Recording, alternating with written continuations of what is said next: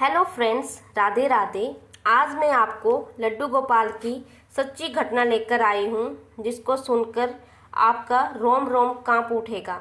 आप भी आज सोचने पर मजबूर हो जाओगे कि इंसान कितना नीचे गिर सकता है, और आपको विश्वास नहीं होगा भगवान को साबित करने के लिए एक नास्तिक ने हमारे लड्डू गोपाल के साथ क्या क्या किया।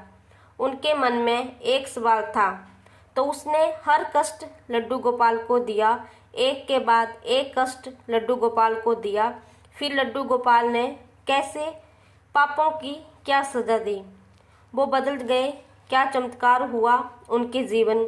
तो आज मैं ये सत्य घटना, लड्डू गोपाल की लीला मैं आपको बताने वाली हूँ। तो प्लीज़ वीडियो को पूरा देखना, ये एक सच्ची घटना है। आप सोचने पर मजबूर हो जाओगे कि कोई लड्डू गोपाल के साथ ऐसा कैसे कर सकता है। एक भक्त है यूपी के, उन्होंने ये लीला शेयर की है। उनके घर में लड्डू गोपाल नहीं थे। उनको सिर्फ इतना पता था कि लड्डू गोपाल की एक बच्चे की तरह सेवा होती है। ये सब उन्हें नहीं पता था कि जन्माष्टमी के दिन लड्डू गोपाल को लेकर आते हैं। बस उन्हें इतना ही पता था। उनको बहुत मन था कि लड्डू गोपाल की सेवा वो भी करे। जब वो लड्डू गोपाल को लेने गई, उन्होंने घर में किसी को नहीं बताया। वो जन्माष्टमी के 2 दिन पहले मार्केट गए और लड्डू गोपाल को ले आए। जब लड्डू गोपाल को लेकर आए तो उनके घर में सासू माँ थी। जब उनकी सासू माँ ने लड्डू गोपाल को देखा तो पूछा, तुमने पूछा नहीं, तुम लड्डू गोपाल को ले आई।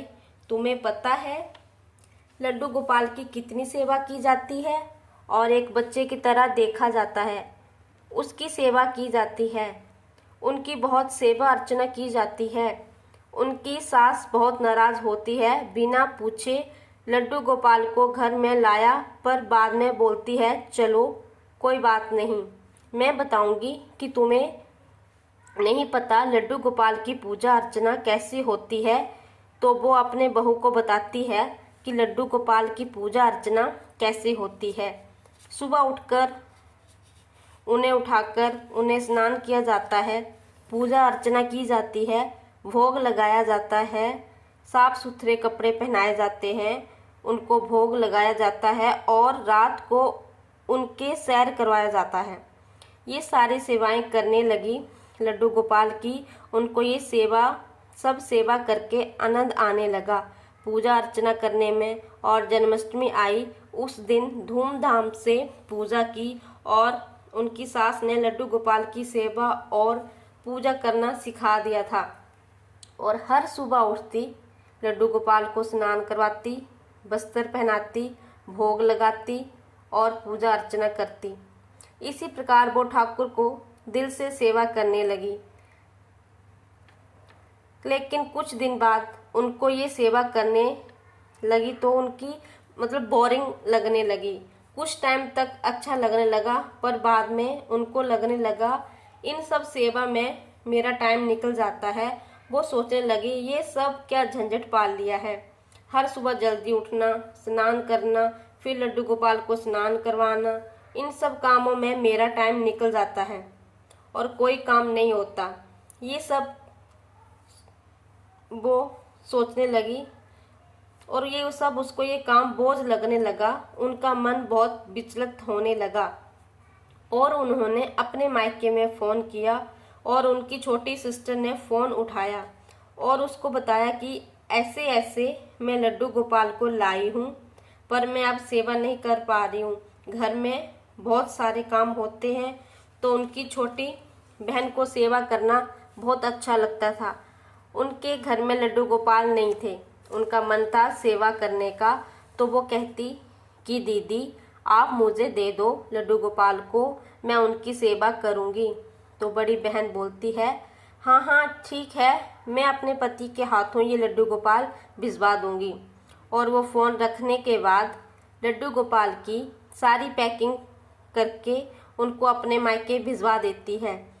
वो लड्डू गोपाल को अपने मायके अपनी छोटी बहन के पास भिजवा देती है। जब उनके पति लड्डू गोपाल को छोड़कर वहाँ से चले जाते हैं तो कुछ टाइम बाद उनके माता पिता छोटी बहन के हाथ लड्डू गोपाल को देखते हैं तो माता बोलती है, तूने ये लड्डू गोपाल कहाँ से लिए और कहाँ से लेकर आई हो? तो वो बोलती है, मैं लड्डू गोपाल की सेवा करूँगी, ये दीदी के घर में थे, मैंने वहाँ से मंगवा लिए। तो वो बोली, तुम्हें पता लड्डू गोपाल की सेवा करना कितना कठिन है? और क्यों लेकर आई हो, क्यों मंगवाए हो? लड्डू गोपाल क्या होते हैं, इनकी सेवा कौन करता है? ये लड्डू गोपाल तो बोली, तुम सुबह खुद उठ नहीं पाती, अपना कर नहीं पाती, तो लड्डू गोपाल का कैसे करोगी? ये सब उनको कहने लगी अपनी बेटी को।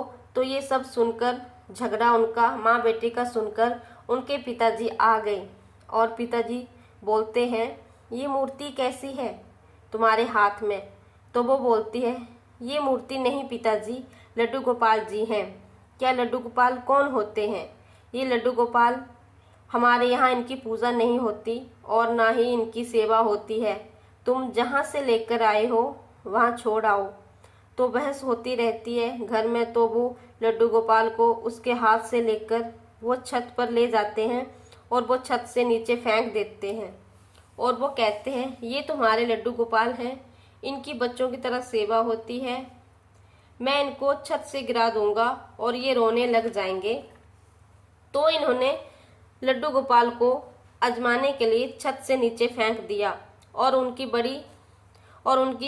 बेटी दौड़कर जाती है और लड्डू गोपाल को उठा लेती है और अपनी गोद में ले लेती है और देखती है उनको कहीं चोट तो नहीं लगी।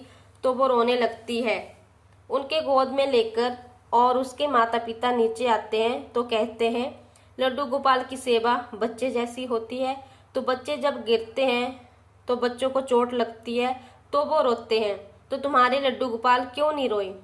तो वो उसके हाथ से फिर छीन कर ले लेते हैं और उनको फिर जमीन पर फेंक देते हैं और रगड़ने लगते हैं और कहते हैं कि देखते हैं कि तुम्हारे लड्डू गोपाल ये बच्चे के रूप में किस प्रकार हैं। अगर ये बच्चे के रूप में है तो ये रोएंगे भी और उन्हें मारने लगते हैं। उनकी बहन माता पिता से बोलती है, वो कहती है, मैं भगवान से प्रेम करती हूँ इसलिए लड्डू गोपाल को सेवा करूँगी। उनकी मम्मी बहुत गुस्सा करती है, कहती है, एक बार पूछना तो सही था, लड्डू गोपाल की सेवा यहाँ नहीं होगी। उनके पिता लड्डू गोपाल को बहुत मारते हैं, रगड़ते हैं, घसीटते हैं और देखते हैं उनकी बेटी अपने पिता के हाथ से लड्डू गोपाल को ले लेती है और कहती है, मेरे लड्डू गोपाल से दूर रहिए, आपने जो पाप किया है उसका फल आपको अवश्य मिलेगा। लड्डू गोपाल आपको कष्ट जरूर देंगे, जिस प्रकार आपने लड्डू गोपाल को कष्ट दिया है देख लेना आप, ये कहकर चल जाती है। लड्डू गोपाल को मंदिर में लेकर स्नान प्रतिष्ठा करवाती है, पूजा अर्चना करके मंदिर में बैठा देती है और जब शाम होती है तो वे अपनी बड़ी बहन को फ़ोन करके सब हाल सुनाती है। उनकी बहन को बहुत दुख होता है और वे सोचती है, मेरे लड्डू गोपाल के साथ ऐसा क्यों हो रहा है? मैं खुद ही सेवा करती लड्डू गोपाल की तो अच्छा होता और मम्मी पापा ने ऐसा क्यों किया? उसी रात उसके पति की हालत खराब हो जाती है। उनके जीवन में एक अद्भुत घटना घटती है और उसके पति की हालत बहुत खराब हो जाती है और बड़ी बहन के पति अपने चेहरे को जमीन पर रगड़ने लगते हैं और पागलों की तरह चिल्लाने लगते हैं। वो सोचने लगती है, अचानक से ये क्या हो गया? उनके पति को हॉस्पिटल ले जाया जाता है। सारी जांच होने के बाद पता नहीं चलता कि क्या हुआ है और इनकी परेशानियां बढ़ती ही जाती हैं। 4 से 5 दिन के बाद हॉस्पिटल में रहने के बाद भी पति की तबीयत में सुधार नहीं आता है। जब 5 दिन होते हैं तो थोड़ा सा ठीक महसूस करते हैं तो वो अपने पति को घर ले आती है और उसके घर में सब आते हैं, उनके रिश्तेदार उनको देखने के लिए, मिलने के लिए। तो उन्हीं में से एक रिश्तेदार पूछते हैं, तुम्हारे पास एक लड्डू गोपाल थे, तुम जब हॉस्पिटल में थे तो उनकी सेवा किसने की? तो उसे वो पुरानी सारी बातें याद आ जाती है। तो वह उसी दिन अपने मायके जाकर अपने लड्डू गोपाल को ले आती है और लड्डू गोपाल की सेवा पहले जैसे करने लगती है और 2 दिन के बाद उसके पति की तबीयत ठीक हो जाती है और रोज़ लड्डू गोपाल की सेवा करती है। लड्डू गोपाल के शरीर में जो घाव होते हैं वो चंदन का लेप लगाती, उनकी पूजा सेवा करने लगी। उनको अपनी भूल पर बहुत अफसोस हुआ और उसके बाद घर वाले बहुत मन से लड्डू गोपाल की सेवा करने लगे और कहीं भी जाते तो उनको अपने साथ ले जाते और उनके माता पिता का मन भी बदल जाता और वो भी अपने घर में लड्डू गोपाल को लेकर आ जाते और सच्चे मन से सेवा करने लगे। भगवान को अस्तित्व के प्रमाण देने की आवश्यकता नहीं होती है, वो हर परिस्थिति में भक्तों की मदद करते हैं। पर कुछ लोग जो नास्तिक हैं तो भगवान को, नास्तिक को उनके पापों की सज़ा देने के लिए किसी न किसी रूप में धरती पर आना पड़ता है और उनका हल करना पड़ता है। तो फ्रेंड्स, मैं आप सबसे यही रिक्वेस्ट करती हूँ, अगर आप लड्डू गोपाल को अपने घर में ले आते हो तो प्लीज़ उनको उनकी बहुत अच्छे से सेवा करना, अच्छी तरह उनकी पूजा करना, उनका खान पान जो भी होता है दिल से करना। तो फ्रेंड्स, ये थी मेरी आज की video. Bye bye, take care.